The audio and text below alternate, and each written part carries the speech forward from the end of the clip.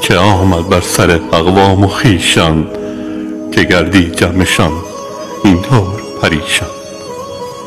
چرا فامیل ها از هم جدایند، چرا مردم به این حد بی وفایند؟ چرا خواهر ز خواهر می گریزد، برادر با برادر می ستیزد؟ چرا دختر ز مادر ننگ دارد، پدر با بچه هایش جنگ دارد؟ چرا مهر و محبت کیمیا شد، رفاقت های دیرینه ریا شد؟ همه درگیر نوعی اضطرابند، چون نفرین گشته دائم در عذابند. به ظاهر خانه ها کاخ شاه است، درونش یک جهان اندوه و آه است.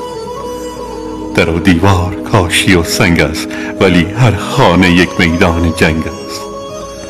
دگر از بذل و بخشش ها خبر نیست، ز انصاف و مروت ها خبر نیست. شده نایاب صفا و مهربانی، تعارف ها شده سرد و زبانی. بیا تا قدر هم دیگر بدانیم، غرور و کینه را از خود برانیم. بیا تا دست یک دیگر بگیریم، ضمانت نیست تا فردا بمانیم.